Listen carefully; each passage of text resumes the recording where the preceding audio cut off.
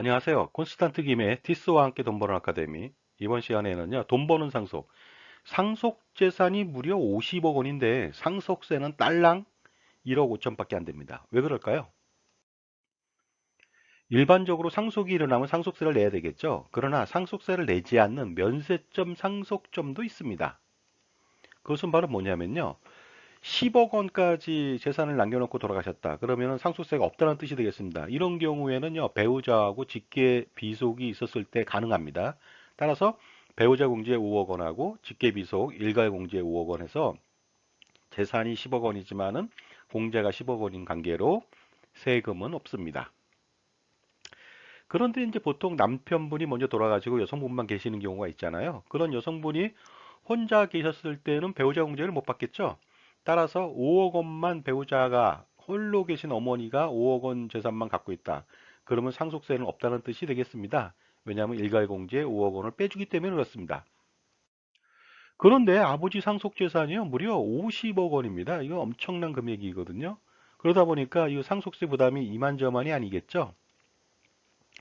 주택으로 10억 정도가 되고요. 금융재산으로 10억 정도 되고, 그 다음에 부동산 자산으로 30억 원 정도가 있어 갖고, 여기에 대해서 아버지가 돌아가시면은 상속세 부담이 클 것으로 판단합니다.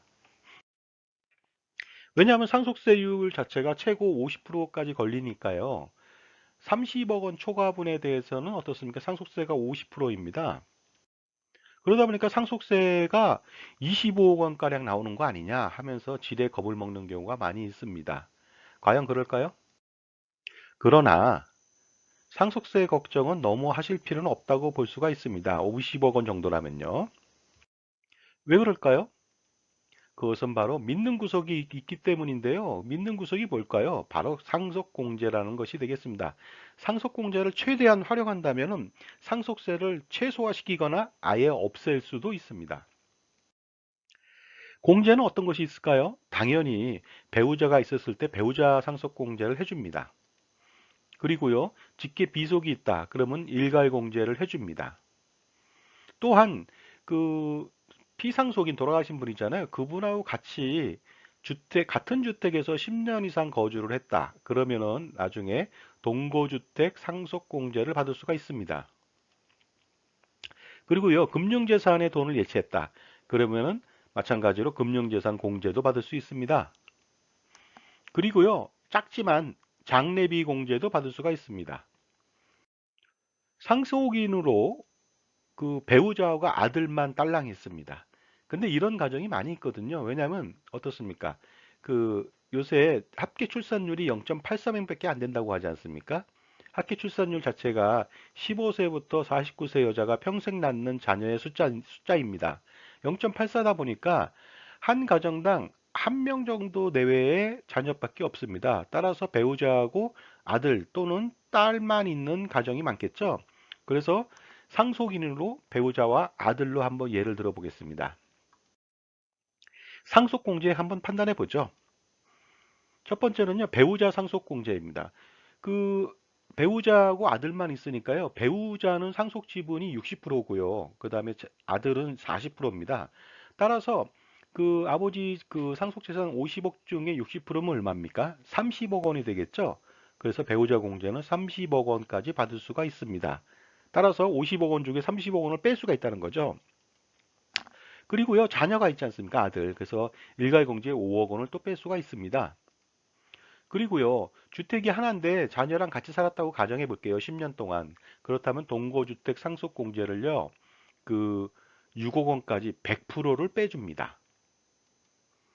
그리고요, 금융재산에 예치를 했다. 그러면요, 그 금융재산 예치 금액, 순금융재산 공제라고 해서요, 순금융재산의 20%를 공제해 주고요, 한도는 2억 원까지입니다. 따라서 10억 원을 예치했으니까 20% 2억 원이 되겠죠? 딱 한도만큼 공제가 가능합니다. 그리고요, 장례비 공제는요, 그 뭐랄까 낙골당 비용까지 합친다면은 최대 1,500만 원까지 공제가 가능합니다. 따라서 상속공제 총액을 보면요, 43억 1,500만 원이 됩니다. 그러면은 그 아버지가 돌아가시면서 남겨두실 재산 50억 중에 43억 1,500만 원을 빼준다는 것이 되겠습니다. 그래서 상속이 일어나면 어떻게 될까요? 상속세를 한번 계산해 보겠습니다. 50억 원 재산 중에서 공제액이 무려 43억 1,500만 원입니다. 그걸 빼주니까 6억 8,500만 원만 남았는데 이 구간은요, 이 과세 표준은 30% 구간에 걸립니다. 따라서 6억 8,500 곱하기 30% 빼기 6천만 원, 누진 공제액이죠.